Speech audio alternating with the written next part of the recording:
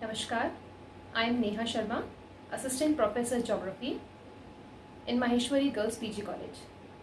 Students, आज हम climatology start करेंगे और फर्स्ट टॉपिक है हमारा composition and structure of atmosphere. Let's start the topic. Last class में हमने कंपोजिशन ऑफ द एटमॉस्फेयर पढ़ा था. आज हम लोग structure of the atmosphere start करेंगे. The atmosphere can be divided into 5 layers according to the diversity of temperature and density. They are troposphere, stratosphere, mesosphere, thermosphere, exosphere. सबसे पहले हम बात करते हैं ट्रोपोस्फेयर की. ट्रोपोस्फेयर जो है वो एटमॉस्फेयर की सबसे निचला मंडल है, सबसे लोअर लेयर है. ट्रोपोस्फेयर जो वर्ड है वो ग्रीक लैंग्वेज के ट्रोपोस से बना है, जिसका मतलब होता है मिक्सिंग और टर्बुलेंस, यानी कि मिश्रण या विक्षोभ. ट्रोपोस्फेयर को हिंदी में शोभ मंडल कहा जाता है. ट्रोपोस्फेयर के अंदर ही मौसम से संबंधित जितनी भी घटनाएं होती हैं, जैसे बारिश का होना, बादलों का गरजना, बिजली का चमकना, साइक्लोन्स का आना, ये सारा की सारा ट्रोपोस्फेयर में ही होता है. ट्रोपोस्फेयर को चेंजिंग स्फीयर भी कहा जाता है, परिवर्तन मंडल भी कहा जाता है. इसका कारण ये है कि जैसे जैसे हम लोग हाइट पर जाते हैं वैसे वैसे temperature, water vapour, dust particle और जो गैसेस का रेशो है वो इस ट्रोपोस्फेयर में चेंज हो जाता है. जैसे जैसे हम लोग हाइट पे जाते हैं वैसे वैसे जो हमारा टेम्परेचर है वो 1000 मीटर ऊपर जाने पर 6.5 डिग्री सेल्सियस की रेट से कम हो जाता है. इसे नॉर्मल लैप्स रेट कहा जाता है, सामान्य ताप पतन दर कहा जाता है.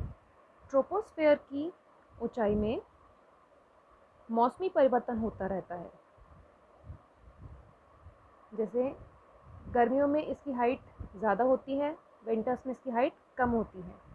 इसके साथ ही इक्वेटर से जैसे जैसे हम लोग पोल्स की साइड जाएंगे इसकी जो हाइट है वो कम होती जाती है.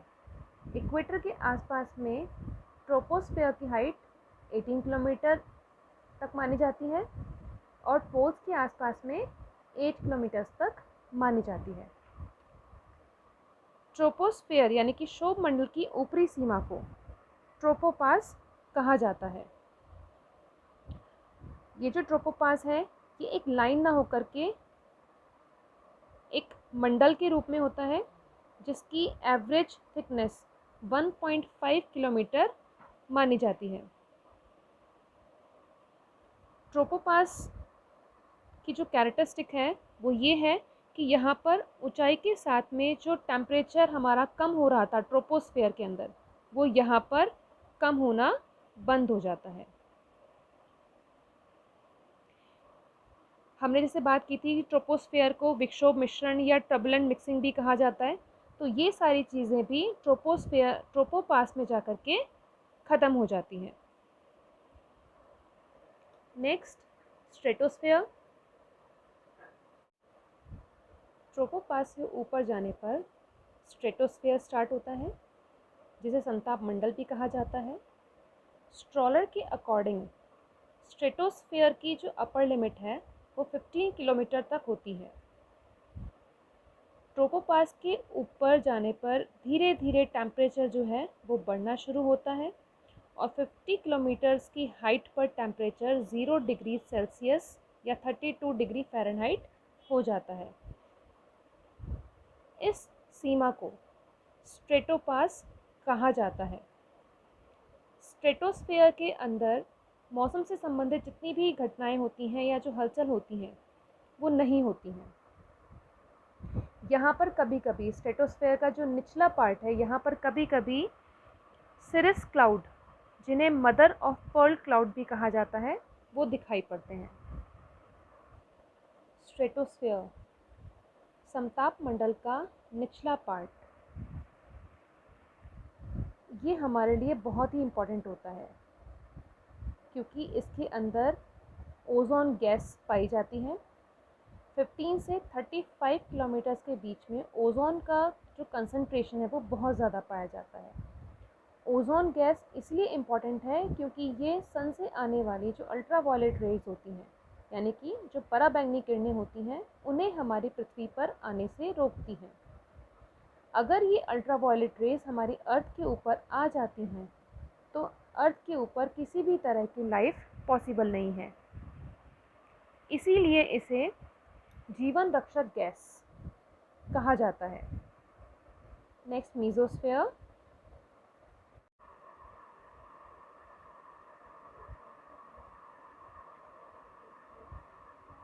मीजोस्फीयर स्ट्रेटोस्फीयर से ठीक ऊपर 80 किलोमीटर की हाइट तक फैला हुआ है। यहाँ पर हाइट बढ़ने के साथ साथ टेम्परेचर में कमी आनी शुरू हो जाती है। स्ट्रेटोस्फीयर में जो टेम्परेचर बढ़ रहा था वो स्ट्रेटोपॉज पर जाकर के ख़त्म हो जाता है और इससे ऊपर जाने पर टेम्परेचर में कमी आने लगती है। 80 किलोमीटर की हाइट तक पहुंचने पर टेम्परेचर -80 डिग्री तक पहुंच जाता है। इस लोएस्ट टेम्परेचर की बाउंड्री को मेसोपॉज कहा जाता है। इसके ऊपर जाने पर फिर से टेम्परेचर बढ़ना शुरू हो जाता है। थर्मोस्फीयर, तापमंडल। ये लेयर 80 से 400 किलोमीटर की हाइट तक फैली हुई है। इस लेयर में हाइट बढ़ने के साथ साथ टेम्परेचर बढ़ना शुरू हो जाता है। इस लेयर के अंदर इलेक्ट्रिकली चार्ज पार्टिकल्स पाए जाते हैं जिन्हें आयंस कहते हैं। इसीलिए इस लेयर को आयनोस्फीयर भी कहा जाता है। इसी लेयर के कारण ही रेडियो ब्रॉडकास्टिंग पॉसिबल है, क्योंकि ये लेयर रेडियो वेव्स को वापस अर्थ पर रिफ्लेक्ट करती है। एक्सोस्फीयर एटमॉस्फेयर की अपर मोस्ट लेयर है।